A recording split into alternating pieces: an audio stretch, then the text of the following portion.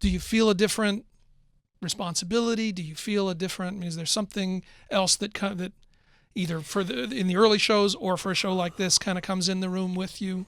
Yeah, I mean, I definitely I felt more of a, I don't know, in a lot of ways, I feel like I grew up a lot. Even though I was already grown, I felt like for some reason, I feel like I grew up a lot more after that. And, all of a sudden I felt like I had a lot more responsibility to sort of lead, my crew and my band. I mean, you got to remember, man, after that went down, I mean, everybody was kind of looking around, not knowing what to do. I mean, my guys included, um, and I didn't know what to do. I mean, we had never been through anything like that before, and so I'm sitting here. I got all these guys kind of looking at me like, "What now?" And so unfortunately, there's not a book for me to go back and look at to figure out how to navigate this stuff. There's no blueprint for yeah. that.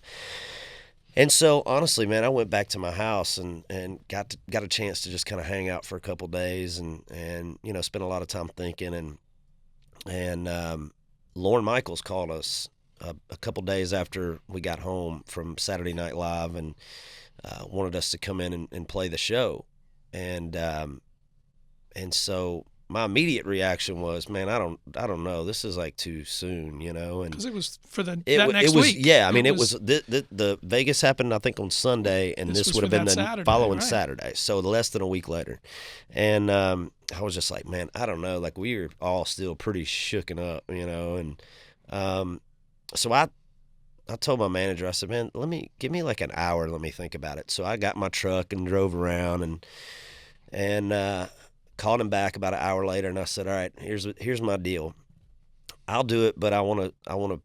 Tom Petty had just died the day after, and so we were on the air live. We were ready to spend the day talking about Route 91, and as we were coming on air, we got the Tom Petty news. I remember those were right. We found combined out forever. Yeah, we found out about it on the flight home the next day. So, anyway, we were talking to Lauren and producers at SNL, and just said, here's the deal.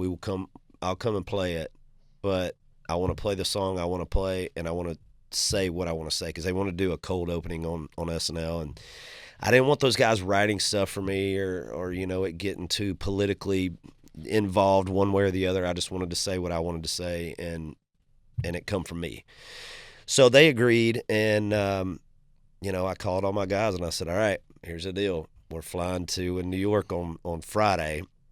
I think it was Friday. We flew in and rehearsed it, and Saturday we did SNL, and the next weekend we were back out. I think our first show was in Tulsa, Oklahoma. So we show up, and there's media from all over, everywhere was covering that show, and we go out and we play a couple songs, and and everybody's kind of clapping, and then it gets like real quiet, and everybody's just kind of waiting to see what I'm going to say, and honestly, I didn't know what I was going to say at that point, and so I just kind of turned around after a couple songs and told my band to just hold on a minute, and went out and started talking, and I think I talked for about 10 minutes, which I never talked that long on stage, but I just kind of started talking and just kind of said what was on my mind at the time, and the last thing I said was, I don't want this to be something that's going to bring everybody down. I want this to be like an uplifting show, and I want to play the show for you guys that the people in Vegas didn't get a chance to see. And when I said that, the place erupted, and all of a sudden it was like,